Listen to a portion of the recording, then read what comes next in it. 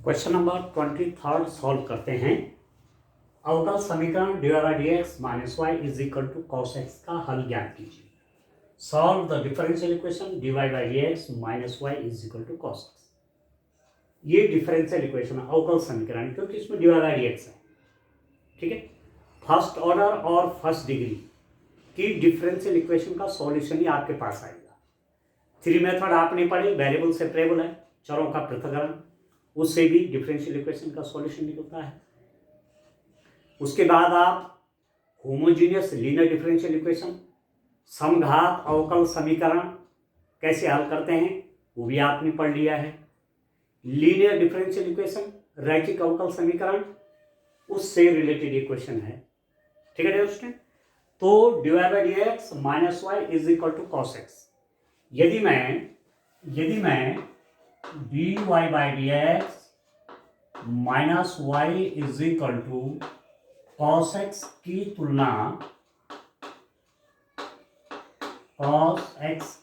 तुलना किससे करूं? dy by d x plus p y is equal to q से करने पर, यदि मैं इससे इसकी कंपैरिजन करूं तो क्या हो जाएगा? आप देखो, ये फॉर्म किसकी है? ये लीनियर डिफरेंशियल इक्वेशन है, रैखिक अवकल समीकरण है। इसमें आप देखेंगे dy बाई डी एक्स की जगह हुआ है पी वाई, वाई तो ठीक है, इसका मतलब p is equal to minus one and q is equal to cos of x। तो यदि डिफरेंशियल इक्वेशन इस फॉर्म की है, अवकल समीकरण इस रूप की है, जहां p और q या तो x के फंक्शन होंगे या कांस्टेंट होंगे। तो यहां पर p और q क्या है? p तो कांस्टेंट है, q x का फंक्शन है। इसका मतलब आप लिख देंगे यह एक रैखिक अवकल समीकरण है। रैखिक अवकल समीकरण है। This is a linear differential equation. ठीक है डियर स्टूडेंट, अब जब ये क्लियर हो गया कि रैखिक अवकल समीकरण है क्योंकि इस फॉर्म की है ये, तो इसका सबसे पहले समाकलन गुणक निकाला जाता है। तो समाकलन गुणक सीख लीजिए डियर स्टूडेंट, कैसा इसका सॉल्यूशन करते हैं। समाकलन गुणक इंटीग्रेटिंग फैक्टर निकाला जाता है। इंटीग्रेटिंग फैक्टर कैसे निकालते हैं? ये लिखते हैं e to the power p dx से निकलता है। ये इंटीग्रेटिंग फैक्टर, समाकलन गुणक e to the power p dx। तो यहां पर if कितना हो जाएगा? if integrating factor is equal to e to the power p की वैल्यू कितने डियर स्टूडेंट? -1 है, तो हो जाएगा -1 dx integrating factor is equal to e to the power, देखो नेगेटिव आप बाहर ले लेंगे और 1 का इंटीग्रेशन, ठीक है, x हो जाएगा। तो सीधा सीधा आप देखेंगे e to the power -x हो जाएगा। ठीक है, तो रैखिक अवकल समीकरण का हल, solution of linear differential equation, रैखिक अवकल समीकरण का हल। अब हल लिखने का क्या तरीका है? आप लिखते हैं y into integrating factor is equal to q into integrating factor dx plus c कर लीजिए। ठीक है, ठीक है डियर्स, इस रूप में लिखेंगे। आया समझ में? अब मैं क्या कर दूंगा इसको, आप देखिए, जहां if है इंटीग्रेटिंग फैक्टर है, उसकी वैल्यू रख लेता हूं y इंटू इंटीग्रेटिंग फैक्टर है e to the power -x is equal to q आपका क्या है? cos x into integrating factor e to the power -dx plus c। अब एक चीज आपको ध्यान रखना है कि यहां पर cos x भी लगातार डिफ्रेंशिएट होने वाला है, लगातार इंटीग्रेट होने वाला, कभी खत्म नहीं होने वाला। e to the power -x क्या है? लगातार इंटीग्रेट होने वाला है और लगातार डिफरेंशिएट होने वाला है, खत्म नहीं हो सकता। इसलिए फर्स्ट फंक्शन, सेकंड फंक्शन हम कोई भी मान लेंगे दो फलनों के गुणांक का इंटीग्रेशन। ठीक है, इस पूरे को मैं डियर स्टूडेंट आई मान लेता हूं। ठीक है, इसका मैं अलग से सॉल्यूशन निकालता हूं। आप देखिए यहां पर निकालता हूं, इसका इंटीग्रेशन इधर कर लेता हूं। I is equal to integration of cos x into e to the power minus x D x. तो आई इज इक्वल टू कितना हो गया, first function second function, first function into integration of second function. ठीक है, first function into integration of second function minus differentiation of first function into integration of second function और पूरे का integration. यह दो फंक्शंस का मल्टीप्लिकेशन है, उनका इंटीग्रेशन कैसे निकलता है, first function into integration of second function minus differentiation of first function into integration of second function और पूरे का इंटीग्रेशन। ठीक है, अब आप देखो cos x, इसका इंटीग्रेशन देखो e to the power minus x का इंटीग्रेशन कितना होता है, minus e to the power minus x minus cos x का डिफरेंशिएशन माइनस साइन x। ठीक हो गया, e to the power minus x का differentiation e to the power minus x dx। ठीक हो गया, अब माइनस माइनस का हो गया प्लस, अरे नेगेटिव रहेगा, ये नेगेटिव बाहर ले लीजिए और आप थोड़ा सा इधर मैं लिख लेता हूं, मुझे स्पेस चाहिए। ठीक है डियर स्टूडेंट, यहां से लिख लेता हूं, यहां आप देखिए I is equal to minus a to the power minus x cos of x minus minus plus minus integration of sine x e to the power minus x dx। ये भी फिर क्या आया, this is the multiplication of two function. इसको तो equation number चाहे आप 1 मान लीजिए। अब फर्स्ट फंक्शन सेकंड फंक्शन से फिर करिए इसको, i is equal to minus e to the power minus x dx minus first function ऐसे रहता है, first function into integration of this e to the power minus x dx minus integration differentiation of first function dy dx sin x into integration of second function और पूरे का integration, bracket कर लीजिए आप बंद। ठीक हो गया, अरे कितना हो गया आप देखो, i is equal to minus e to the power minus x cos x minus sine x integration of e to the power minus x, तो minus e to the power minus x minus sine x का differentiation cos x। ठीक हो गया, e to the power minus x का differentiation minus e to the power x पूरे का फिर integration, bracket बंद। ठीक हो गया, अभी कितना हो गया आप देखो, खोल लेता हूं मैं इसको। अब i is equal to minus e to the power minus x cos x. देखो ये नेगेटिव है तो नेगेटिव नेगेटिव पॉजिटिव हो जाएगा, plus e to the power x sine x. ठीक है डियर स्टूडेंट, यहां जाके ही प्लस हो जाएगा, यहां पर प्लस फिर अंदर नेगेटिव है तो minus cos x e to the power minus x dx हो गया। इसका इंटीग्रेशन ये आ गया, यहां पर आप देख रहे हैं यही i फिर आ गया। ठीक है ना, तो यहां मैं फिर i की वैल्यू रख लेता हूं, यहां पर i लिख देता हूं, तो i इज इक्वल टू, यहां पर मैं साइन एक्स कॉमन ले लेता हूं या e to the power minus x common ले लीजिए, तो अंदर बचेगा sine x minus cos x minus इसको लिख दिया मैंने i। ठीक है डियर स्टूडेंट, अब चलिए क्या सॉल्यूशन होगा आगे देखिए। इस रूप में आप इंटीग्रेशन करिए तो बढ़िया प्रैक्टिस कर लीजिए, क्योंकि इंटीग्रेशन जिन बच्चों को आ जाता है डिफरेंशियल इक्वेशन सॉल्व करना उनके लिए आसान हो जाता है। तो आई इधर आएगा माइनस आई, तो ये 2i हो गया, 2i is equal to e to the power minus x sine x minus cos x. This implies that i is equal to by 2 हो जाएगा e to the power minus x sine x minus cos x whole divided by 2 आ गया। तो जो ये मैंने i माना हुआ था इसकी वैल्यू आपके पास ही आ गई। ठीक है, तो मैं यहां इसको रख लेता हूं। अब आप देखिए कितना हो गया, y into e to the power minus x is equal to e to the power minus x sine x minus cos x by 2 plus c, ये हो गया।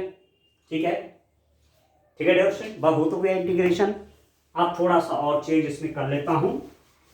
आप देखिए थोड़ा और चेंजेस कर लेते हैं इसमें। आप देखिए यहां पर मैं इसको लिख लेता हूं y।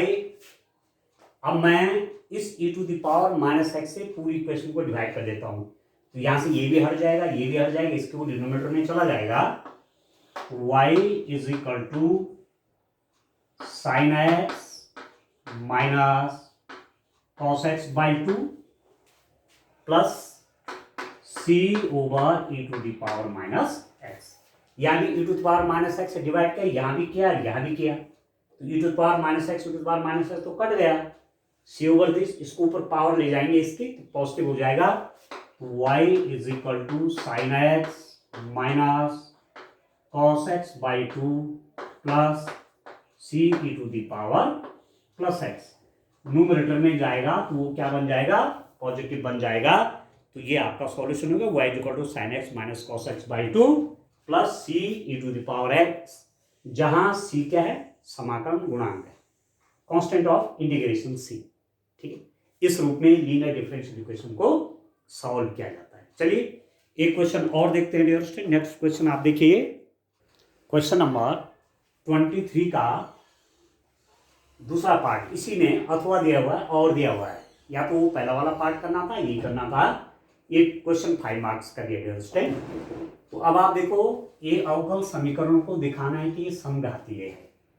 हमें दिखाना है कि ये डिफरेंशियल इक्वेशन क्या है, होमोजेनियस है, और इसका फिर सॉल्यूशन भी निकालना है। तो चलिए देखते हैं, x square minus y square d x plus 2xy dy is equal to 0। ये है डिफरेंशियल इक्वेशन। इसको मैं dy बाई dx की फॉर्म में रखता हूं। This implies that 2xy dy by dx, 2xy dy is equal to minus x square minus y square dx, या dy by dx is equal to minus अंदर ले लेंगे तो वाई स्क्वायर पॉजिटिव हो जाएगा, ये नेगेटिव हो जाएगा, y square minus x square divided by 2xy divide by dx is equal to y square minus x square by 2xy।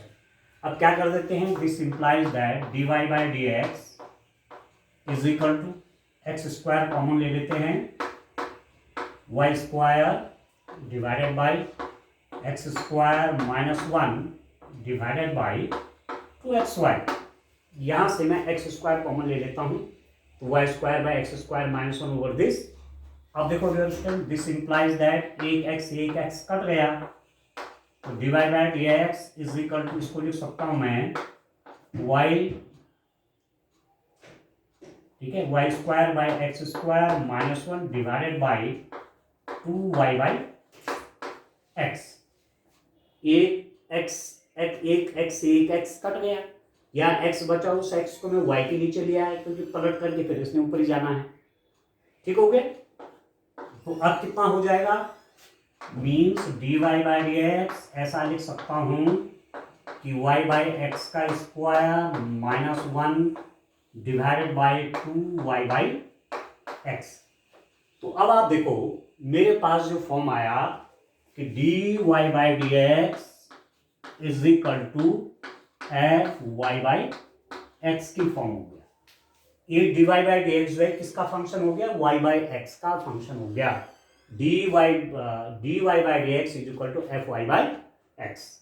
ठीक है, यदि इस रूप में, मतलब जहां भी वेरिएबल है किस रूप में, y बाई एक्स के रूप में है, इसका मतलब dy बाई डी एक्स किसका फंक्शन है, y बाई एक्स का है।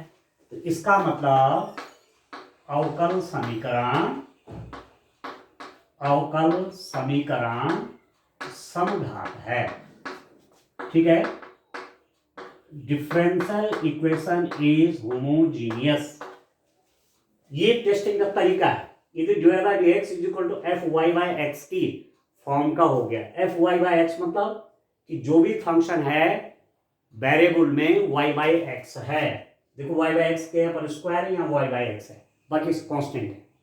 तो ये क्या हो गया, फंक्शन हो गया y बाई एक्स का। तो यदि आप डिफरेंशियल इक्वेशन को इस फॉर्म में रखते हैं तो इसको बोलते हैं समघात अवकल समीकरण। This is a homogeneous differential equation. Linearly कहेंगे समघात अवकल समीकरण, होमोजेनियस डिफरेंशियल इक्वेशन।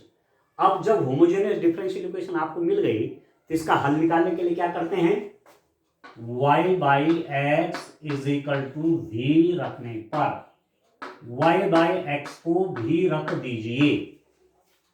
ठीक है, तो this implies that y is equal to v x. अब इसका सॉल्यूशन निकालना उसका तरीका है, y बाई एक्स को भी रख दीजिए, तो y is equal to v x. अब यहां पर लिखेंगे differentiating with respect to x, we get x के रिस्पेक्ट में डिफरेंशिएशन करेंगे तो y का differentiation dy by d x is equal to, this is the multiplication of two functions. ये दो फलनों का गुणा है, तो पहले फलन का डिफरेंशिएशन v का x के रिस्पेक्ट में dv by d x into second function x plus second function का डिफरेंशिएशन x का डिफरेंशिएशन x के रिस्पेक्ट में 1, तो ये बन गया v। ठीक है, एक इक्वेशन आपके पास ये आई थी और दूसरी इक्वेशन आपके पास ये आ गई। अब इक्वेशन नंबर टू से या एक इसको रख दीजिए, आप इसको बना दीजिए 2 और इसको बना दीजिए 3। तो ये जो इक्वेशन नंबर 1 है इसमें y बाई एक्स रखिए v और dy बाई डी एक्स रखिए ये। तो समीकरण 2 से y बाई एक्स व 3 से dy बाई डी एक्स का मान समीकरण 1 में रखने का, तो मेरे पास क्या आ जाएगा डियर स्टूडेंट, ये dy बाई डी एक्स क्या बन जाएगा, dy by d x is equal to y by x square, y by x की जगह v रखना है, v square minus 1 divided by 2v, ये हो गया। ठीक है ना, और dy बाई डी एक्स की जगह ये रख दो। ठीक है ना, जो dy बाई डी एक्स है उसकी जगह तो ये रख दो। इक्वेशन नंबर 3 से dy बाई डी एक्स की जगह इसको रख दो, तो इसको लिख देंगे x dv by d x plus v। dy by d x की जगह तो ये रख दिया इस इक्वेशन से, और y बाई एक्स की जगह v रख दिया, तो इक्वेशन बन गई। अब इसको राइट हैंड साइड में ट्रांसफर करिए डियर स्टूडेंट और इसको आप हल करिए। देखिए बस अब तरीका जो है, अब इंटीग्रेशन का तरीका है। इंटीग्रेशन आपको ठीक से आ जानी चाहिए, फिर कहीं कोई दिक्कत नहीं आने वाली। ठीक हो गया, इस v को मैं वहां ले लेता हूं, तो कितना बन जाएगा, x dv by d x बराबर v square minus 1 divided by 2v minus v। ठीक हो गया, तो x dv by d x कितना हो गया, v square minus v minus 2v square divided by 2v। ठीक है डियर स्टूडेंट, नहीं ये नहीं आएगा, यहाँ 1 ही रहेगा, इसकी मल्टीप्लाई यहाँ होगी, v square minus 1 minus 2v square over this, तो x dv by d x कितना हो जाएगा, देखो minus v square minus 1 over 2v। अब v वाले सरिया रख दो, ये तो न्यूमरेटर में आ जाएगा, ये डिनोमिनेटर में आ जाएगा, dx वहां चला जाएगा, x उसके नीचे ले आइए, और इसको मैं ऐसा भी लिख सकता हूं किस रूप में, dx by x is equal to, ठीक है dear student, dx by x is equal to, इसको इधर minus 2v divided by v square plus 1 into d v. इस 2b का मल्टीप्लाई यहाँ, ये माइनस बी स्क्वायर माइनस 1 इसके नीचे, तो minus 2b over b square plus 1 dv हो गया। ठीक है, अब इसका कर लेते हैं इंटीग्रेशन। इंटीग्रेशन कर लेते हैं डियर स्टूडेंट इसका। आप देखिए, या मैं इसको ऐसा भी लिख सकता हूं कि 2v over v square plus 1 is equal to minus d x by x d. इसका नेगेटिव में यहां लिया है।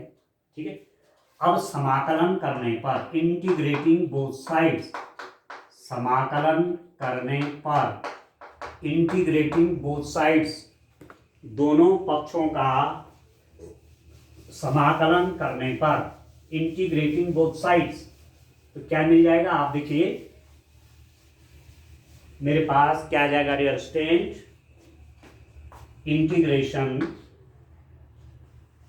2v dv divided by v square plus 1 minus integration dx by x.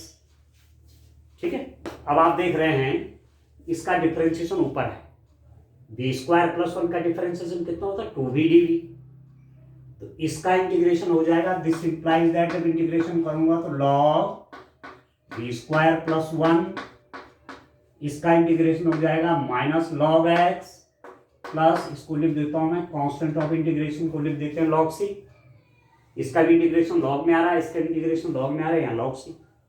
अब इसको लेफ्ट हैंड साइड में ले लीजिए, this implies that log of v square plus 1 plus log of x is equal to log c. ठीक है, अब log x plus log y, इसको ऐसा लिखा जा सकता है कि log v square plus 1 over x is equal to log c. Minus में आएगा प्लस में आएगा, मल्टीप्लाई में आएगा डियर स्टूडेंट, मल्टीप्लाई में आएगा, ये प्लस में है ना, यहाँ के प्लस हो गया, इसका मतलब लॉग, इसको लिख दूंगा v square plus 1 into x, log into log ये इंटू ये, log this plus log x. ठीक है, अब क्या करेंगे, दोनों तरफ से लॉग हटा दीजिए, तो this implies that v square plus 1 into x is equal to c. अब लेकिन यार v is equal to y by x रखने पर कितना हो जाएगा, v स्क्वायर हो जाएगा y square by x square plus 1 x is equal to c. इसके गुणा यहां y square plus x square by x square into x is equal to c, y square plus x square over x square, ठीक है, into x, एक x से x cut गया तो ये कितना हो गया डियर स्टूडेंट, यहाँ पर आप देखिए x square plus y square बटे एक एक्स, एक्स से कट गया इज इक्वल टू सी, तो this implies that x square plus y square is equal to c x, x square plus y square is equal to c x. ये हो गया हल, अभीष्ट हल, रिक्वायर्ड सॉल्यूशन। ठीक है, तो ये होमोजेनियस डिफरेंशियल इक्वेशन का सॉल्यूशन है। ठीक है, चलिए नेक्स्ट क्वेश्चन देखते हैं डियर स्टूडेंट। आइए क्वेश्चन नंबर 24 देखिए डियर स्टूडेंट। परवल है y square is equal to 4ax एवं रेखा y is equal to mx से घिरे क्षेत्र का क्षेत्रफल ज्ञात कीजिए। Find the area bounded by the parabola y square is equal to 4ax and the line y is equal to mx। ठीक है डियर स्टूडेंट, एक परवलय है y square is equal to 4ax और एक लाइन है y is equal to mx। Area enclosed between two curves, दो वक्रों के बीच का जो क्षेत्रफल है वो वाला है, ये एप्लीकेशन ऑफ इंटीग्रल्स उससे रिलेटेड है। तो देखो पहले इनका फिगर बनाना चाहिए हमेशा, फिगर आपको ठीक से आ गया तो फिर क्वेश्चन आसान हो जाता है। ये तो पैराबोला है, आप जानते हैं इस टाइप का जो पैराबोला होता है उसकी शेप कैसे होती है डियर स्टूडेंट, आप जानते हैं इस टाइप का जो पैराबोला होता है उसकी शेप आपको मालूम है, ऐसा पैराबोला इस रूप का होता है। ये y square is equal to 4ax का जो पैराबोला है वो इस शेप का होता है। ठीक हो गया। आपने क्लास 11th में पढ़े हैं पैराबोलास परवलय। ठीक हो गया। और जो दूसरी इक्वेशन है y is equal to mx, देखो y is equal to mx जो है x और y में एक एक वेरिएबल, एक एक चर जो है ना, इनकी घातें एक एक हैं, तो ये सरल रेखा का समीकरण है। इसमें कांस्टेंट नहीं है, y is equal to mx plus c type का नहीं है, y और x ही है इसमें। तो ऐसी स्थिति में ऐसी रेखा डियर मूल बिंदु से होकर गुजरती है। ये रेखा आपकी यहां से होकर गुजरेगी ऐसे। ठीक है, ये है रेखा। ये रेखा आपकी किस टाइप की है? इसका इक्वेशन है y is equal to mx। ठीक है, y is equal to mx की जो भी रेखा है वो ओरिजिन से ऊपर जाएंगी। अरे y square is equal to 4ax है ये वाला। अब आप देखो कौन सा क्षेत्रफल चाहिए इस पैराबोला और इस लाइन के बीच का। तो आप देख रहे होंगे ये है एरिया, ये इंक्लोज्ड एरिया है दोस्तों। हमको ये वाला क्षेत्रफल चाहिए। इस रेखा और इस परवलय के बीच में जो एरिया है इसका एरिया चाहिए। ठीक है, तो यहां से मैं क्या कर देता हूं, यहां से मैं परपेंडिकुलर ड्रॉप कर देता हूं एक, मैं लिख देता हूं इसको A, यहां पर लिख देता हूं B, कर पे एक पॉइंट को लिख देता हूं P। ठीक है, कौन सा क्षेत्रफल चाहिए? आप देखिए इसका सॉल्यूशन देखिए,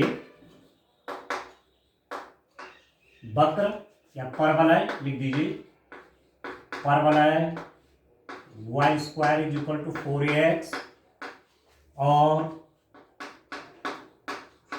y is equal to mx के बीच घिरे हुए क्षेत्र। कौन सा क्षेत्र है डियर स्टूडेंट? घिरे हुए क्षेत्र। कौन सा एरिया है? O B P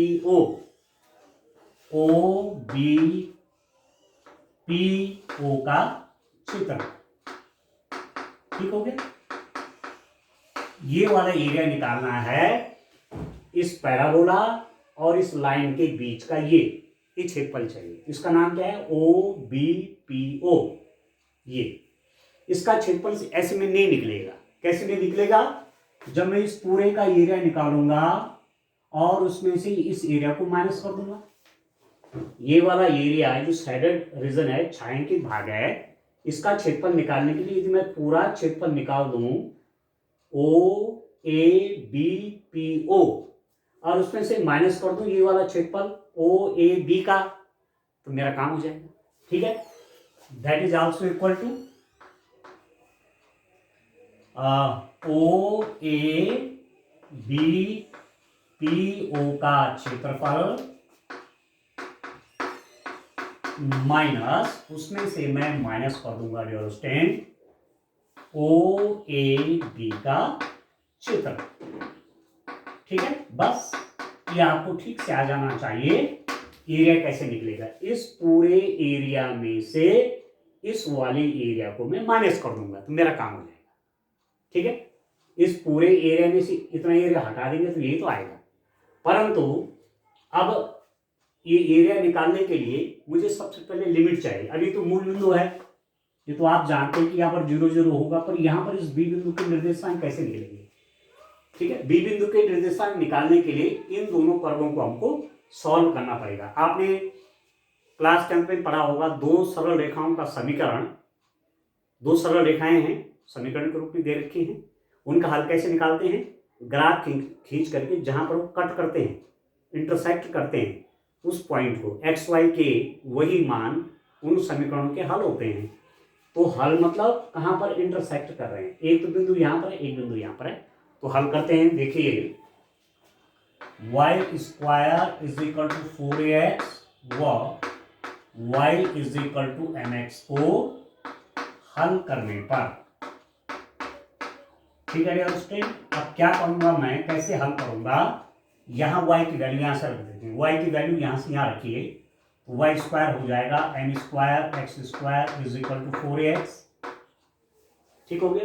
left hand side में ले लीजिए सब n square x square minus 4ax is equal to 0। This implies that x common आ जाएगा तो n square x minus 4a is equal to 0। इन दोनों का मल्टीप्लीकेशन 0 है, या तो ये 0 है या ये 0 है। तो this implies that x is equal to 0 हो सकता है या n square minus x minus 4a is equal to 0। यदि ये 0 है तो इसका मतलब कितना हो गया, n square x is equal to 4a, तो x इज इक्वल टू हो जाएगा 4a by n square. x की दो वैल्यू जो दी, x इज इक्वल टू 0 और x is equal to 4a over n square. तो x 0 है तो y कितना होगा डियर स्टूडेंट, रख दीजिए x 0 करो तो y 0 हो जाएगा। ठीक है, एक बात तो ये हो गई कि x y 0 0 है, तो 0 0 मतलब ये दोनों कर्व एक तो इस बिंदु पर इंटरसेक्ट कर रहे हैं ओरिजिन पे। दूसरा देखिए x की वैल्यू निकल गई, यदि मैं इस वैल्यू को यहां रख दूं तो y बराबर कितना हो जाएगा, y बराबर m इंटू एक्स की जगह 4a by n square, n से n कट गया तो y is equal to 4a by m. X is equal to 4a by n square के लिए y की वैल्यू 4a बाई एम। तो एक पॉइंट बी वाला जो पॉइंट है ये वाला, इसके कोऑर्डिनेट क्या निकल गए, एक्स कोऑर्डिनेट आया आपका 4a by n square comma 4a by m. ठीक हो गया। इन दो बिंदुओं पर ये दो कर्व डियर स्टूडेंट इंटरसेक्ट कर रहे हैं। ठीक हो गया। अब चलिए अब मैं आगे बढ़ता हूं। आप देखिए ये सब तो मैंने यहां लिख दिया, अब मैं इसको वाइप कर दे रहा हूं। ये सब यहां आप देखिए दिस इज इक्वल टू, अब कैसे मैं एरिया निकालूंगा। ठीक है, लिमिट मैंने निकाल दी है, कहां कहां पर कर्व एक दूसरे को इंटरसेक्ट कर रहे हैं वो तो मैंने निकाल दिया है। अब इसका हल कैसे निकलेगा, देखो पहले इसका हल चाहिए तो यहां से एक स्टेप डाउन करते हैं, एक पट्टी यहां से लेते हैं, ये इसको मैंने y1 कह दिया, ये y1 है। यदि इस वाले का एरिया आपको चाहिए तो यहां से स्टेप लेना पड़ेगा, यहां से पट्टी लेनी पड़ेगी, ये इसको मैंने कह दिया y2, ये है dx, ये भी dx है। ठीक है, इस पूरे क्षेत्र को ऐसी पट्टियों में बांटिए। तो एक पट्टी का एरिया क्या है, रेक्टेंगुलर है y इंटू dx। तो इसका एरिया निकालने के लिए, इस पूरे का एरिया निकालने के लिए यहां से ऐसे ऐसे क्या बनानी पड़ेंगी, स्ट्रिप लेनी पड़ेंगी। और एक स्ट्रिप का एरिया है y1 dx, तो y1 dx। ठीक है, पहले मैं इस बड़े वाले का एरिया देख रहा हूं, ये यहां से मैंने पट्टी ली है, इस एरिया में एक पट्टी ले ली है जिसका क्षेत्रफल है y1 dx। तो ऐसे समस्त पट्टियों का क्षेत्रफल।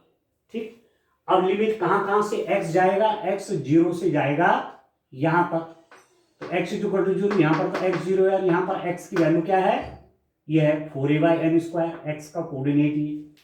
तो आगे समझ लीजिए कि 0 to 4a by n square minus, अब इसको देखो OAB का एरिया, OAB ये वाला एरिया यहां से स्टेप डाउन कर रखी है, ये मैंने y2 माना हुआ है, ये dx है, तो आप लिख सकते हैं y2 dx 0 टू, अब देखो ये पट्टी भी यहां से शुरू करेगी चलनी यहां तक, इस x को आप इधर तक खींच सकते हैं, यहां तक ले जा सकते हैं।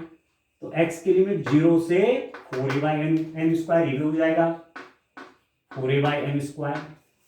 ठीक है, and this is equal to कितना हो जाएगा, 0 to 4a by n square y1, इस कर्व से लिया जाएगा y1 ये, और ये कर्व क्या है आपके पास, ये वाला जो कर्व है ये इसका y है, y यहां से लिया हुआ है, देखो इसका y, तो इसका y आपको यहां से मिलेगा। आपके पास है y square is equal to 4ax, तो y हो जाएगा स्क्वायर रूट ऑफ 4ax। तो जो y1 है ये वाला y है। ठीक है, तो लिख दीजिए square root of 4ax dx minus 0 to 4a by n square y2, यहां से लेना पड़ेगा y, ये इस पे, तो ये वाला कर्व कौन सा है, इसका y क्या है, इसका y है mx, इसको लिख दीजिए mx dx। बस अब सिंपल इंटीग्रेट कर लीजिए। ठीक है, ये कितना हो जाएगा, ये तो कांस्टेंट है, बाहर ले लीजिए, वर्गमूल 4 का वर्गमूल 2, तो 2 square root of A integration 4a by M square minus M constant है, बाहर ले लीजिए, integration 0 to 4a by M square into x D x.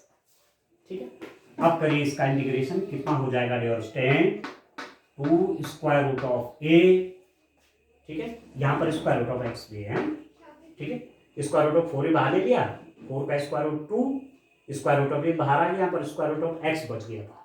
तो चलो यहाँ पर लिख देता हूँ एक बार, 0 to 4a by M square square root of x D x minus m integration 0 to 4a by M square into x D x. ठीक हो गया, अब इंटीग्रेशन करिए, कितना हो जाएगा, यहां पर देखिए x की घात 1/2 है, तो x की घात 1/2 का इंटीग्रेशन कैसे होगा, x to the power 1/2 plus 1 divided by 1/2 plus 1। ठीक हो गया, under the limit 0 to 4a by M square, क्योंकि इंटीग्रेशन x dx क्या होता है, या integration x to the power n dx क्या होता है, x to the power n plus 1 over n plus 1, घात में एक जुड़ जाता है, तो x टू दी पावर 1/2 है तो प्लस 1 होगा, जितना पावर है उतने से डिवाइड हो जाता है, माइनस m, x का इंटीग्रेशन कितना हो गया, एक्स स्क्वायर बाई 2, x की घात में एक और जुड़ जाएगा, उतने से ही डिवाइड हो जाएगा, तो x की घात 1 plus 1 2/2 under the limit 0 to 4a by M square. ठीक हो गया, बस अब सॉल्व कर लीजिए स्टूडेंट, हो जाएगा ये। ठीक है, अब कोई दिक्कत नहीं है, अब simply we have to integrate, integration ठीक हो जाना चाहिए। अब आप देखो 1/2 और 1, 3/2, 3/2, तो ये 2 ऊपर चला जाएगा, तो ये बन जाएगा आपके पास 4 square root of a by 3 x to the power 3/2 under the limit कितना dear student, 0 to 4a by M square, ये तो हो गया लिमिट, माइनस इस 2 को बाहर ले लीजिए m/2 under the limit x square, ये देखिए 4a बाई एम स्क्वायर। अब x की जगह ये वाली वैल्यू रखिए, तो 4 square root of a by 3, x की जगह ये रखिए 4a by M square into power 3/2, x की जगह पहले अपर लिमिट रखिए, माइनस x की जगह 0 करेंगे तो 0 हो जाएगा, बस इतना हो जाएगा, माइनस m/2, यहां देखिए x की जगह इसको रखिए, तो 4a बाई एम स्क्वायर का स्क्वायर, और जब 0 करेंगे तो 0 हो जाएगा, बस इतना ही। ठीक है, अब हल करते हैं, 4 square root of a by 3, इसको लिख सकते हैं आप 4 की पावर 3/2, a की power 3/2 divided by n square की पावर 3/2, पावर 3/2 सब की पावर, 4 की पावर 3/2, a की पावर 3/2, n की पावर 3/2 माइनस m/2, इसका स्क्वायर 4a का स्क्वायर, तो 16a square divided by n square का स्क्वायर, n की घात 4। ठीक है, and now this is equal to, ये कितना हो गया, 4 square root of a by 3, देखिए 2 का स्क्वायर, 4 की घात है ना, 4 की घात 3/2, मतलब 2 का स्क्वायर की घात 3/2, 2 से 2 कट गया तो 2 की घात 3, तो 2 की घात 3 मतलब 8, ये हो जाएगा 8a स्क्वायर, सॉरी 8। अच्छा एक चीज है, ये ब्रैकेट्स के साथ है, इसकी गुणा केवल इसके साथ है, इसके साथ नहीं है भाई। ठीक हो गया, इसकी वैल्यू कितनी हो गई 8, इसकी कितनी वैल्यू हो गई, इसको रहने दीजिए ऐसे ही, a to the power 3/2 divided by 2 से 1 2 कट जाएगा, तो n की घात 3 माइनस कट गया 8, 8m a स्क्वायर, 1m से 1m भी काट दीजिए, 1m से 1m कट गया, तो 8a square by n cube. ठीक हो गया। अब गुणा करेंगे तो कितना हो जाएगा, आप देखो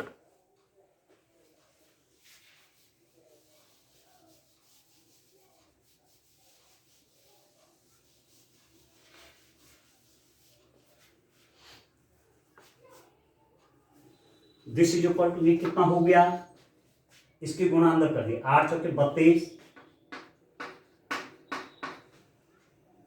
वर्गमूल ए है तो ए की घात 1/2, ए की घात 3/2, ठीक है, बटे 3n cube minus 8 a cube by 8 a square by n cube. ठीक है, अब सॉल्व कर लीजिए डियर स्टूडेंट। देखो a टू द पावर 1/2 और a to the power 3/2 power जुड़ जाएंगी, 3/2 प्लस 1/2 4/2, तो ये a स्क्वायर हो जाएगा, तो 32 a square by 3n cube minus 8 a square by n cube. लो तुम ले लीजिए एलसीएम 3n क्यूब, तो ये तो यही आएगा 32 a स्क्वायर, यहाँ देखिए n क्यूब से m क्यूब कट गया, 3 की मल्टीप्लाई यहाँ माइनस 24 a स्क्वायर, तो कितना हो गया 8 a square by 3n cube, 8 a square by 3n cube वर्ग इकाई। ठीक है, 8 a square by 3n cube वर्ग इकाई, जो ये एरिया आया वो इतना करेगा। ठीक हो गया। चलिए नेक्स्ट क्वेश्चन देखते हैं, नेक्स्ट क्वेश्चन सॉल्व करते हैं। आइए क्वेश्चन नंबर 25 देखते हैं डियर स्टूडेंट। आलेखी विधि से निम्न रैखिक प्रोग्रामिंग समस्या को दिए गए व्यवरोधों के अंतर्गत हल कीजिए एवं z equal to 200x plus 500y का न्यूनतम मान ज्ञात कीजिए। Find the solve the linear programming problem this and find the minimum value of z। आपके पास जो व्यवरोध यहाँ पर दिए हुए हैं, व्यवरोध क्या क्या है dear student, x plus 2y is greater than equal to 10, equation number 1 इसको ले लीजिए। दूसरी इक्वलिटी है 3x plus 4y is less than equal to 24, equation number 2। तीसरा व्यवरोध है x is greater than equal to 0, y is greater than equal to 0, ये तीसरा व्यवरोध है। और z जो आपके पास है, z is equal to 200x plus 500y, इसका करना है न्यूनतमीकरण, मिनिमम वैल्यू चाहिए z की। कांस्टेंट हैं, व्यवरोध हैं x plus 2y is greater than equal to 10, 3x plus 4y less than equal to 24, x is greater than equal to 0, y is greater than equal to 0। Dear student, ये question 5 marks का linear programming problem, रैखिक programming समस्या से आएगा ही आएगा। तैयार कर लीजिए, अच्छा क्वेश्चन होता है। इस पे फिगर आपका 2 मार्क्स का फिगर होगा, 3 मार्क्स की उसकी कैलकुलेशन होगी। ठीक है, तो इन व्यवरोधों के अंतर्गत जड़ का न्यूनतम मान चाहिए। इस जड़ को बोलते हैं उद्देश्य फलन, इसका नाम है ऑब्जेक्टिव फंक्शन, उद्देश्य फलन z। ठीक हो गया, उद्देश्य फलन। अब आप देखो इसको मैं कैसे ट्रेस करूंगा, कैसे खींचूंगा, मैं सरल तरीका आपको बता रहा हूं। आप इसको लिख दीजिए x plus 2y is equal to 10 लिख लीजिए इसको, या आप क्या करिए 10 से भाग दीजिए इक्वेशन में, x by 10 plus y by 5 is equal to 1। आपने पढ़ा होगा क्लास 11th में, ये रेखाखंड का अंतःखंड रूप है, कोई रेखा का अंतःखंड रूप है। इधर लाइन की क्वेश्चन थी, इस रूप में रखते हैं आप, तो x एक्सिस पर ये लाइन 10 का अंतःखंड बना रही है और y एक्सिस पे 5 का, तो इस रूप में आप चेंज कर लीजिए। x प्लस 2y को मैंने 10 लिखा, 10 से डिवाइड किया तो x by 10 plus y by 5 equal to 1। x x पर 10 का अंतःखंड इंटरसेप्ट, ये पॉइंट आप लिख दीजिए a, ये है 10,0। ऐसे पॉइंट रखते जाइए, पेंसिल से आप बनाएंगे, ग्राफ कॉपी पे बनाएंगे। ठीक हो गया। दूसरा आपके पास है y बाई 5, y बाई 5 मतलब ये y एक्स पर 5 का इंटरसेप्ट है, इसको b पॉइंट लिख देते हैं, ये है 0,5 एक और पॉइंट। तो x एक्सिस पे ये इंटरसेप्ट है, y एक्सिस पे ये है। स्केल की मदद से आप इनको ज्वाइन कराइए, ठीक है, स्केल की मदद से। मैं तो हाथ के अंदाज से कर रहा हूं, ठीक है, अभी इतना लंबा स्केल उपलब्ध नहीं है मेरे पास, तो आप इनको मिला दीजिए, स्केल की मदद से मिला दीजिए, पेंसिल से बनाएंगे, ठीक है, ये। और इसका नाम लिख दीजिए, इसका नाम है x plus 2y is equal to 10। ये जो रेखा है ये उसका ट्रेस है, ठीक है, ऐसा मोटा नहीं घोटना है, ये तो मैं थोड़ा सा आपको फिगर दिख जाएगा बड़ा सा, इसलिए ऐसा करते हैं। दूसरी इक्वेशन क्या है आपके पास, दूसरी इनइक्वालिटी क्या है, 4x 3x plus 4y is equal to 24 रखिए, 24 से डिवाइड करिए, 3x by 24 plus 4y by 24 is equal to 1, या x by 8 plus y by 6 is equal to 1। x axis पे 6 का इंटरसेप्ट और y एक्सिस पे, सॉरी, x एक्सिस पे 8 का इंटरसेप्ट, y एक्सिस पे 6 का इंटरसेप्ट।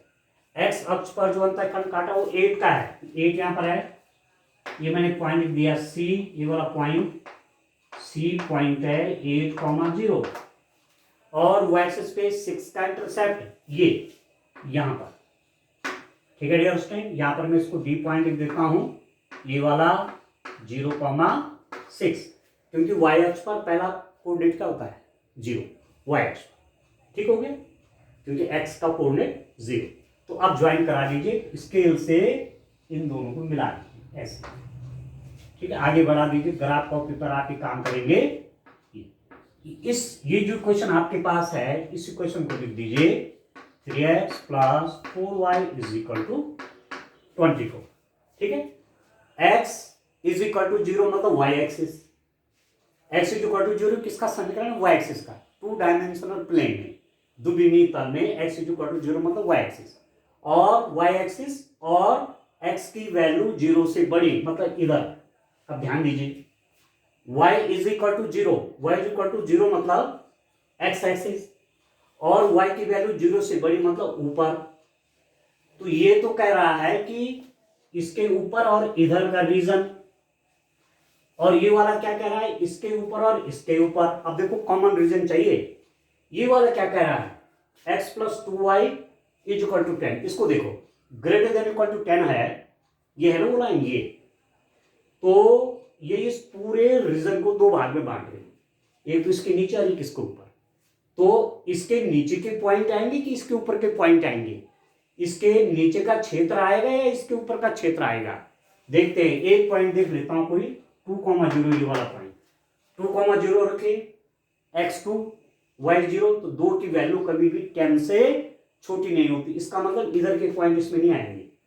इसके बाहर के पॉइंट देखिए, इसके बाहर का कोई पॉइंट ये वाला देख लीजिए, 6,0 मतलब सॉरी 0,6, x0 और y6, x0 y6, 6 2 जा 12, 12 का मान 10 से बड़ा, इसका मतलब ये क्या कर रहा है, बाहर।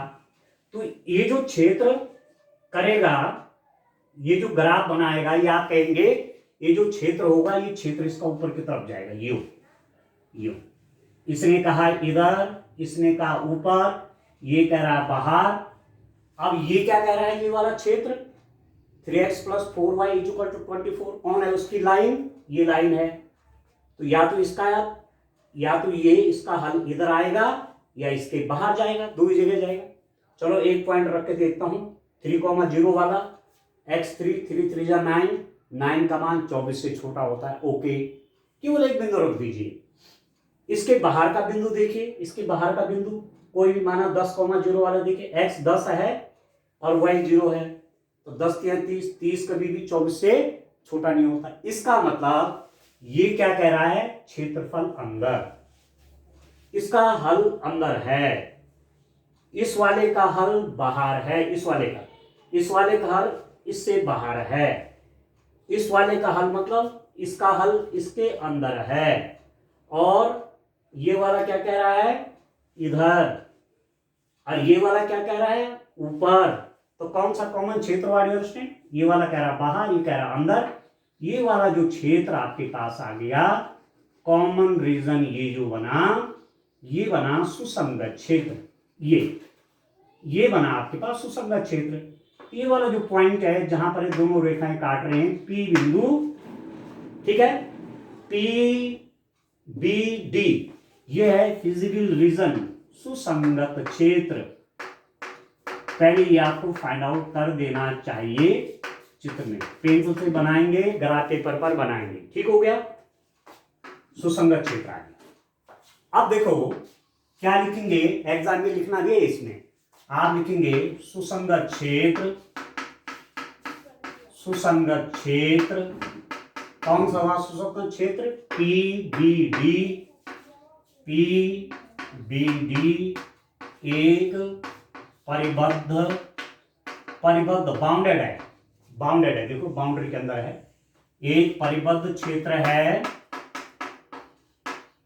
ठीक है, सुसंगत क्षेत्र पीबीडी एक परिबद्ध क्षेत्र है। ठीक है, सुसंगत क्षेत्र पीडी एक परिबद्ध क्षेत्र है जो कि उत्तल बहुभुज है, जो कि उत्तल बहुभुज है। ठीक है, जो कि उत्तल बहुभुज, उत्तल बहुभुज आप समझते हैं ना, इस ढंग से एरिया बंद हो गया, उत्तल बहुभुज बन गया। ठीक है, इसलिए जेड का न्यूनतम मान इसके शीर्षों पर पड़ेगा। ये सब बातें लिखनी पड़ेंगी आपको, इसके शीर्षों पर पड़ेगा। ठीक है, इतनी लैंग्वेज जब आप लिख देंगे कि जेड का अधिकतम या न्यूनतम मान इसके शीर्ष, तीन शीर्ष है, एक शीर्ष है, एक शीर्ष है, एक शीर्ष है, इसका कोऑर्डिनेट है 0,5, इस वाले शीर्ष का कोऑर्डिनेट है 0,6, इसका निकालना है। चलो निकाल देता हूं। ठीक है, तो ये सब आप लिखेंगे एग्जाम में, ये लिखना बहुत जरूरी है बच्चों, तब जाके आपको पूरे 5 मार्क्स मिलेंगे। 2 मार्क्स आपका फिगर का है, चित्र आपके 2 नंबर के आपका चित्र का है, और 3 नंबर की कैलकुलेशन है। तो अब आप देखो P का मान कैसे निकलेगा, P का मान इस रेखा और इस रेखा को हल करके मिलेगा। x + 2y = 10 है, और ये रेखा है आपके पास 3x + 4y = 24। एक रेखा ये है, एक रेखा है, दोनों एक दूसरे को यहाँ पर क्या कर रहे हैं, इंटरसेप्ट कर रहे हैं, एक दूसरे को काट रहे हैं ना। तो इसका मान निकालने के लिए दोनों को हल करना पड़ेगा। अब हल कैसे होगा, देखो इसको 4 बना देता हूं, इसको मैं 2 से गुणा कर देता हूं, 2 से मैं इसमें मल्टीप्लाई करूंगा तो क्या बनेगा, 2x + 4y = 20। घटा दीजिए, +4y घटा दीजिए, ये कट जाएगा, -x = -4, इसका मतलब हुआ x = 4।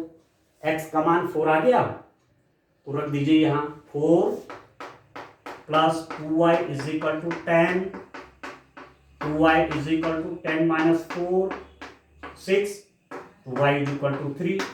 तो यहाँ पर x का मान कितना आ गया, x = 4, तो सीधा लिख दीजिए पॉइंट यहाँ पर, x का मान आ गया 4 और y का मान आ गया 3। ठीक हो गया, अब तीनों वर्टेक्स मेरे पास निकल गए, x का मान निकल गया, y का मान निकल गया P के लिए। अब आप लिख देंगे शीर्षों के निर्देशांक टेबल बनाएंगे। टेबल बनाने भी बहुत जरूरी है, ये काम तो करेंगे ग्राफ पे, और उसी के बगल में जहां ग्राफ आप लगाएंगे उसी के बगल में सब कैलकुलेशन करेंगे। तो एक टेबल बनाएंगे रियोस्टेट ऐसी, इस रूप में एक टेबल बनाएंगे। ठीक है, यहां लिख दीजिए शीर्ष वर्टिसेस, और यहां पर लीजिए जेड का मान, जो उद्देश्य फलन है 200x + 500। एक वर्टेक्स P है आपका 4 3, एक वर्टेक्स B है 0,5, और एक वर्टेक्स G है 0,6। अब जब इसको देखिए, अब इसमें मान रखना है x = 4, y = 3। तो 4 गुना 200, 200 गुना गया 4 प्लस 3 गुना 500, x की जगह 4, y की जगह 3, तो 15 और 8 हो गए 2300, 23। 05 रखे, x 0 करेंगे ये तो 0 हो जाएगा, और y की जगह क्या करेंगे 5 करेंगे तो ये हो जाएगा 2500। 06 करेंगे, x 0 करेंगे तो 0 हो जाएगा, y की जगह 6 करेंगे तो ये हो जाएगा 6 × 500, ये हो गया आपका 3000। ठीक हो गया, 2300 आ गया, 2500 आ गया, 3000 आ गया। इन तीनों में जड़ का सबसे न्यूनतम मान चाहिए, तो ये हो गया न्यूनतम। टेबल में भी लिख दीजिए न्यूनतम, मिनिमम, और यदि अधिकतम पूछेगा तो ये हो गया मैक्सिमम। तो आप लिख देंगे जड़ का न्यूनतम मान, मिनिमम वैल्यू, मिनिमम वैल्यू कितना है 2300 है, जो कि बिंदु P पर होगा। बिंदु P क्या है 4,3 पर होगा। बस ये हो गया न्यूनतम मान। Z का न्यूनतम मान 2300 है, जो कि बिंदु P पर पड़ेगा। ठीक है, या Z का न्यूनतम मान बिंदु P पर 2300 होगा। इस रूप में डिस्कशन करना है, बिल्कुल विधिवत करेंगे, पूरे 5 मार्क्स मिलेंगे। चलिए अब एक क्वेश्चन आपका और रहता है, उसको भी सॉल्व करेंगे। डियर स्टूडेंट, क्वेश्चन नंबर 26 देखिए, पासे के एक जोड़े को 3 बार उछालने पर द्विकों की संख्या का प्रायिकता बंटन ज्ञात कीजिए। बहुत इंपॉर्टेंट क्वेश्चन है, 5 मार्क्स का है। Find the probability distribution of number of doublets in 3 throws of a pair of die. एक पेयर ऑफ डाई है, पासों का एक जोड़ा है। ठीक है, पासों का एक जोड़ा है, तो number of the element in sample space is 6 × 6 = 36। पासों का एक जोड़ा, तो टोटल कितने सैंपल स्पेस में कितने एलिमेंट हो जाएंगे 36। ठीक है, और जोड़ा फेंकने पे डबलेट क्या आ जाएंगे द्विकोण। माना मैं लिखता हूं, देखिए, माना द्विकोण की, द्विक मतलब डबलेट, द्विकोण की संख्या को चर x से दिखाया गया है, x से दर्शाया गया है।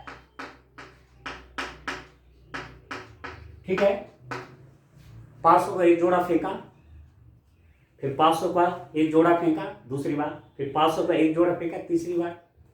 तो डबलेट जो होंगे, डबलेट क्या क्या होंगे, एक जोड़ा जब फेंकेंगे तो डबलेट क्या क्या होंगे, द्विक मतलब दोनों पे एक ही संख्या, 1 1 2 2, ये है द्विक डबलेट। 3 3 4 4 5 5 और 6 6, ये है डबलेट, ये द्विक है। ठीक हो गया, ठीक है डियर स्टूडेंट। अब आप देखो 36 एक बार फेंकने पे ना, ठीक है, 36 सैंपल स्पेस में एलिमेंट हो गए। और द्विक कितने हो सकते हैं, 1 1 भी आ सकता है, 2 2 भी आ सकता है, 3 3 भी आ सकता है, 4 4 भी आ सकता है, 5 5 भी आ सकता है, और 6 6 भी आ सकता है। तो प्रायिकता मतलब द्विक आने की प्रायिकता। ठीक है, एक द्विक प्राप्त होने की प्रायिकता आप लिख दीजिए, एक द्विक प्राप्त होने की प्रायिकता, प्राप्त होने की प्रायिकता। अब आप देखो, जब जोड़ा फेंका तो कितने द्विक आ सकते हैं, 1 2 3 4 5 6, तो एक द्विक प्राप्त हो जाए, इनमें से कोई भी आ गया तो सफलता है।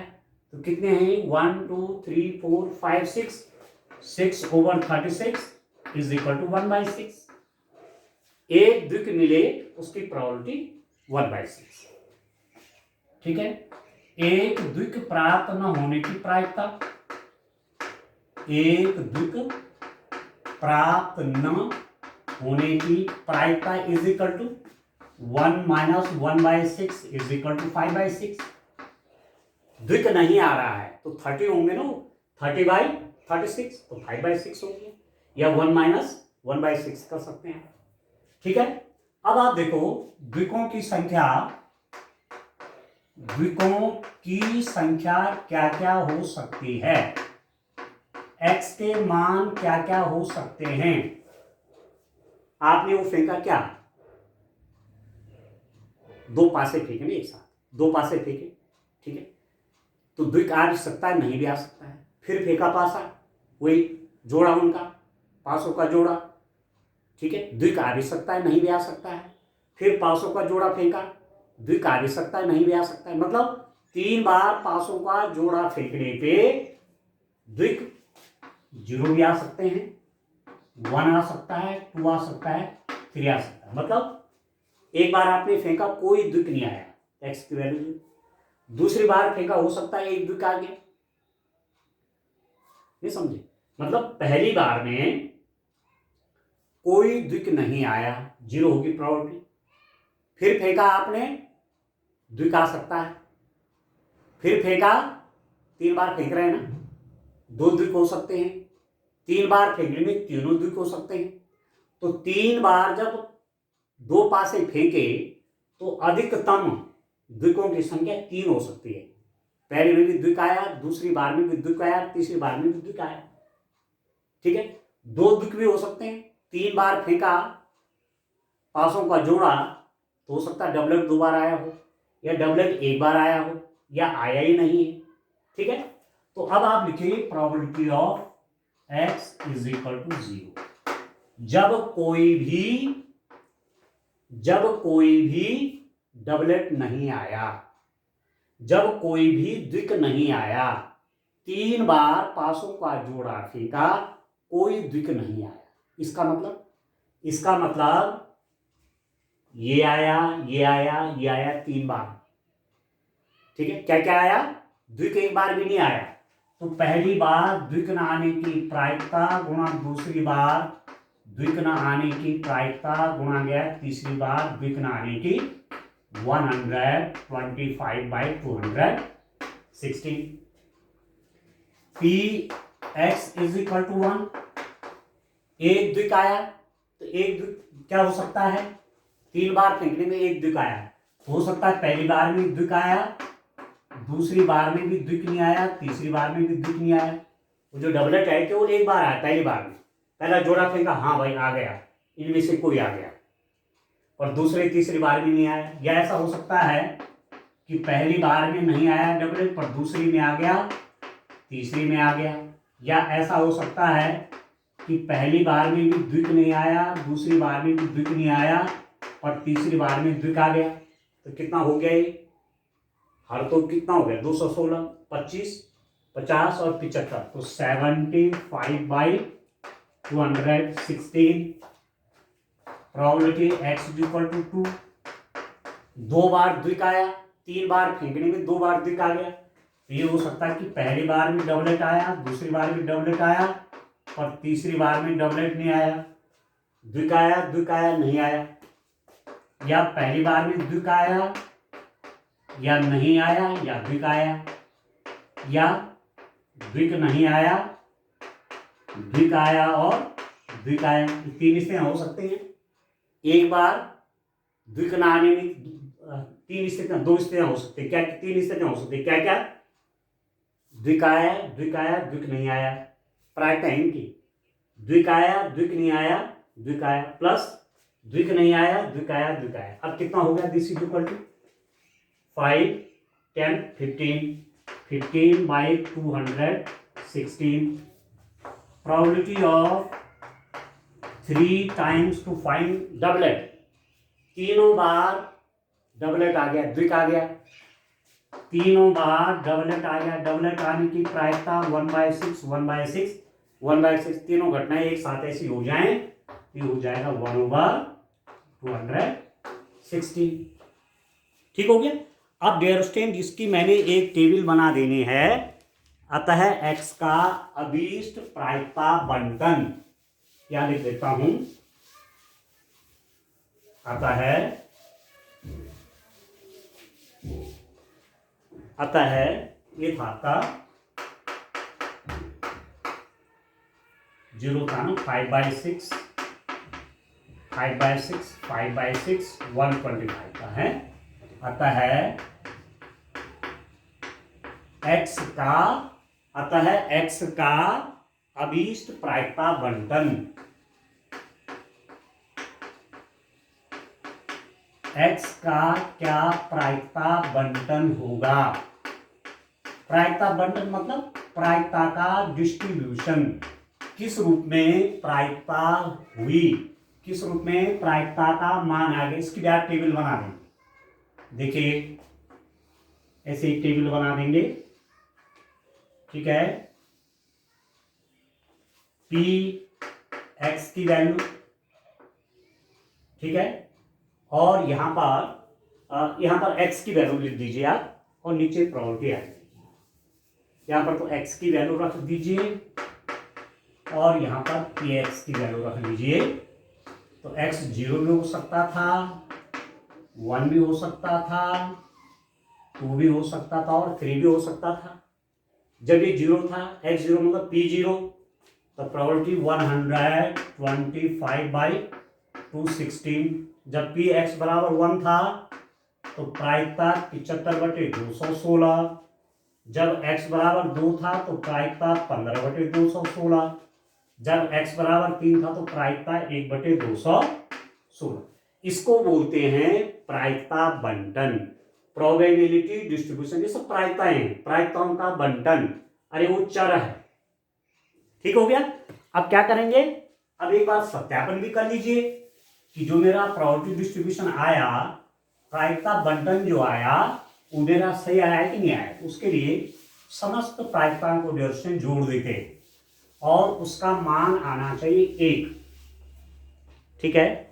Summation I value from 1 to n pi कितना हो जाएगा इन सब का जोड़ प्रायिकताओं का।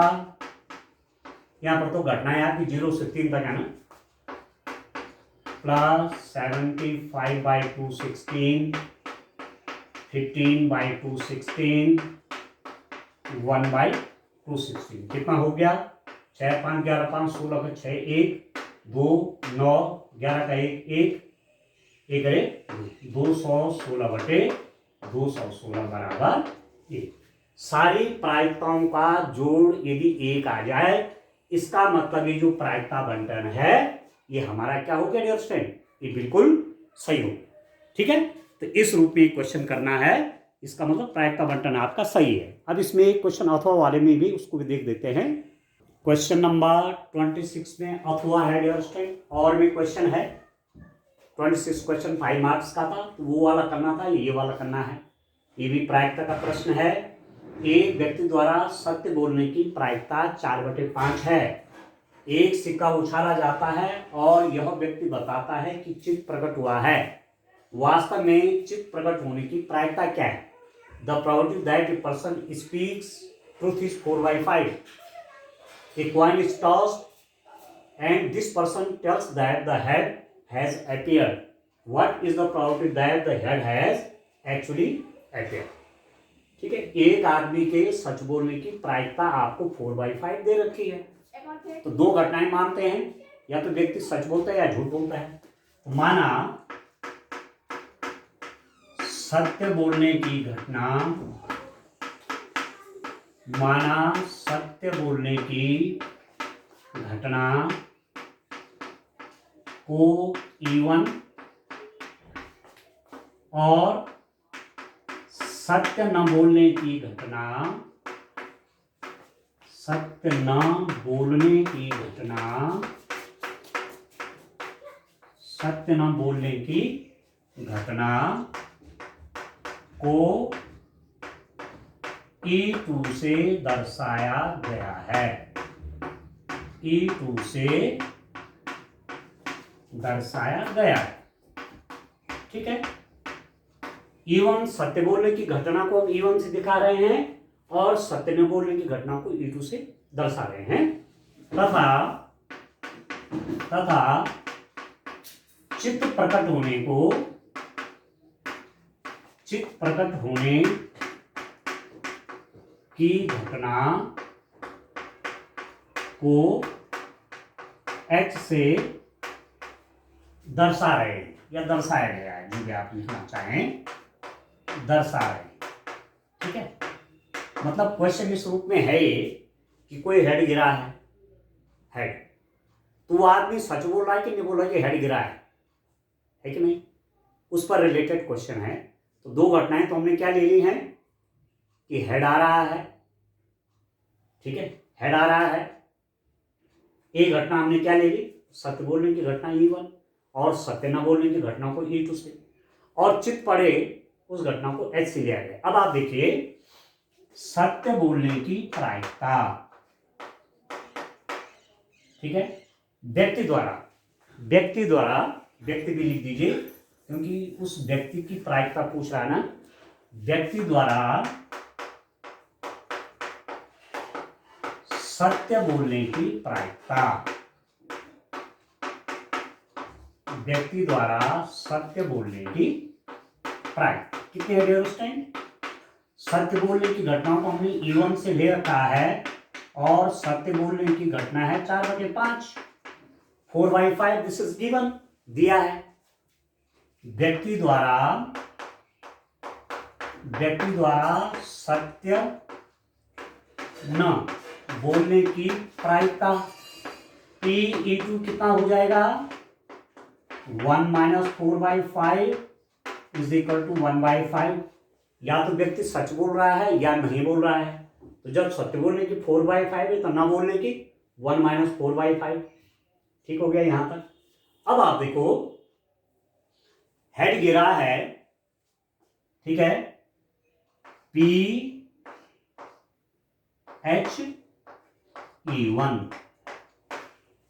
Conditional probability of E1,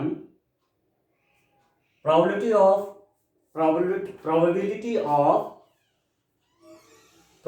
of to get head when the man is telling truth।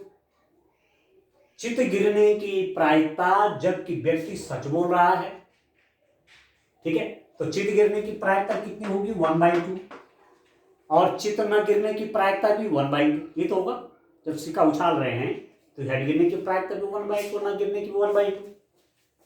P/E2, ये घटना आप क्या कहेंगे, इस घटना को क्या कहेंगे, इस घटना को बोलेंगे चित्त गिरने की प्रायिकता जबकि वो व्यक्ति झूठ बोल रहा है, ठीक है, ये भी 1/2 होगा। चित्त गिरने की प्रायिकता भी 1/2, न गिरने की 1/2। व्यक्ति सच बोल रहा है, प्रायिकता 1/2, न बोलने की 1/2, ये होगी ना। चित्त गिरा, उसकी प्रायिकता 1/2।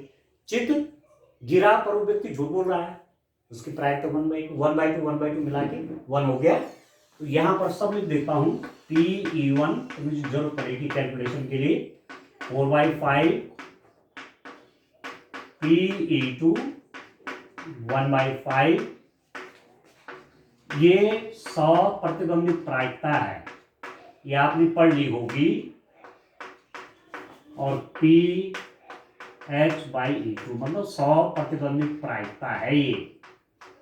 ठीक है डियर स्टूडेंट, चलिए अब मैं क्वेश्चन पे आता हूं, हमको पूछा क्या गया है। आप देखिए, प्रश्न में पूछा क्या गया है, इतना सब कुछ तो मैंने निकाल दिया, पर ये सब मैं क्यों कर रहा हूं, आप ध्यान दीजिए। ये सब मैं इतना कैलकुलेशन क्यों कर रहा हूं, क्योंकि ये प्रश्न जो है इनवर्स प्रोबेबिलिटी से रिलेटेड क्वेश्चन है, ठीक है, इनवर्स प्रोबेबिलिटी, प्रतिलोम प्रायिकता है ये, बेस्ड थ्योरम से रिलेटेड क्वेश्चन है डियर स्टूडेंट। प्रश्न को देखिए, अब क्या पूछ रहे हैं आपको, वास्तव में चित्त प्रकट होने की प्रायिकता, एक सिक्का उछाला जाता है और यह व्यक्ति बताता है कि चित्त प्रकट हुआ है, उस व्यक्ति ने बता दिया कि चित्त प्रकट हुआ है। चित्त प्रकट होने की, वास्तव में चित्त प्रकट होने की प्रायिकता, वास्तव में चित्त प्रकट होने की प्रायिकता, चित्त प्रकट होने की प्रायिकता। ठीक है, वास्तव में मतलब सत्य बात है ये कि चित्त प्रकट हुआ है।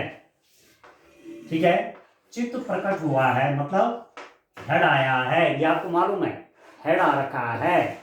वास्तव में जो व्यक्ति बोल रहा है वो भी सच बोल रहा है। E1 इसलिए शब्द लिखा हुआ है।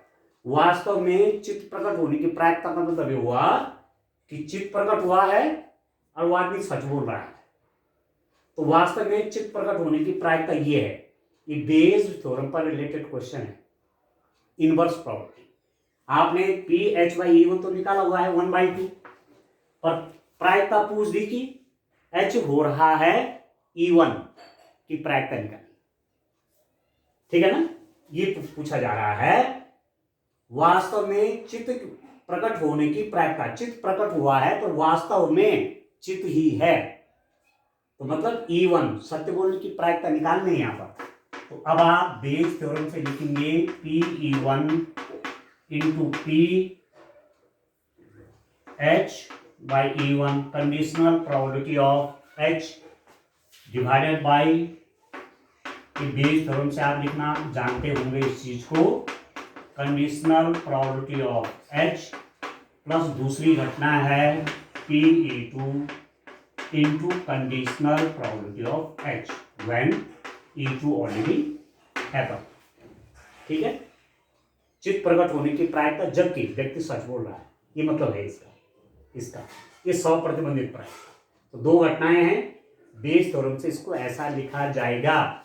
तो PE1 कितना है, 4/5 है, इसका मैंने यहां निकाला हुआ है। ये P conditional probability of H ये आपका 1/2 है। P नीचे भी सेम है, जो ये है वो ये है,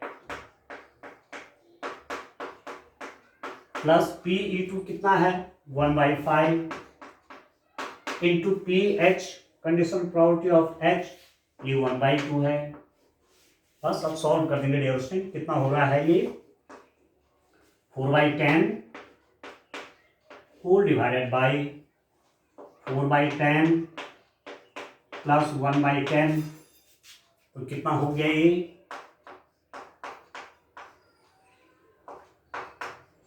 is equal to 4/10 whole divided by 4 और प्लस 1 5/10। तो आपके पास प्रोबेबिलिटी आ गई 10 कि ये वाली प्रोबेबिलिटी कितनी होगी, 10 ऊपर चला जाएगा, 10 से 10 कट जाएगा, तो ये होगी आपके पास 4/5। ठीक है, 4/5 प्रोबेबिलिटी किसकी, वास्तव में चित्त प्रकट हुआ है, चित्त आया है और सत्य बोला जा रहा है, इसकी प्रायिकता 4/5। ठीक है, तो आपके लिए मैंने ये पूरा पेपर सॉल्व कर दिया है, जो उत्तराखंड बोर्ड ने एक सैंपल पेपर निकाला था कि एग्जाम में इस साल कुछ पैटर्न चेंज हुआ है। ठीक है, अब क्वेश्चन आपके पास 26 आएंगे, उस सब मैंने आपको एक वीडियो में पूरा बता रखा है। और थोड़ा सा डियर स्टूडेंट आप ये भी देख लीजिए, थोड़ा एक दो बात और कर लेता हूँ, थोड़ा मेहनत बढ़िया करिए। अब आपके पास मुश्किल से 2 महीने रह रखे हैं। आजकल जो बच्चा अच्छी मेहनत कर देगा एग्जाम में, उसके लिए कठिन नहीं होगा।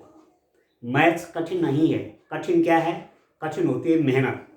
यदि आप आजकल अच्छी मेहनत करेंगे तो मैथ्स का पेपर आपको बहुत आसान लगेगा। ठीक है, तो मेरी तरफ से आपको बहुत बहुत शुभकामनाएं, और आगे भी चीज़ें मैं आपके लिए आगे लाता रहूँगा, जिससे कि आपको एग्जाम में मदद मिले उन क्वेश्चंस को देखने के बाद। ठीक है, तो एक बार थोड़ा सा बोर्ड का ही पैटर्न, वैसे मैंने एक वीडियो तो इसी भी बनाया भी था, पर आप देख सकते हैं, उसको देखिए आप। ये आपका पेपर है प्रतिदर्श प्रश्न पत्र जो मैंने सॉल्व किया है, तो ये हैं एक्चुअली वो, यहाँ देखिए आप 80 मार्क्स का पेपर है 3 घंटे का, और यहाँ पर प्रश्न दिए गए देखिए आपको 26 कुल क्वेश्चन हैं, बहुविकल्पी कितने हैं, ये सब लिखा गया है। वैसे मैंने टेबल बना के आपको सब बता दिया था। ठीक है, तो एक बार मैं आपको और ये बता रहा हूँ डियर स्टूडेंट। ठीक है, ठीक है, तो आप कंफर्म हो जाइए कौन प्रश्न कितने मार्क्स का है, और बढ़िया सा तैयारी आप करिए। ठीक है, तो ये पेपर पूरा हुआ, आगे भी और इम्पोर्टेंट क्वेश्चन मैं आपको आगे बताता रहूँगा। ठीक है, आपके लिए बहुत बहुत शुभकामनाएं। Thank you.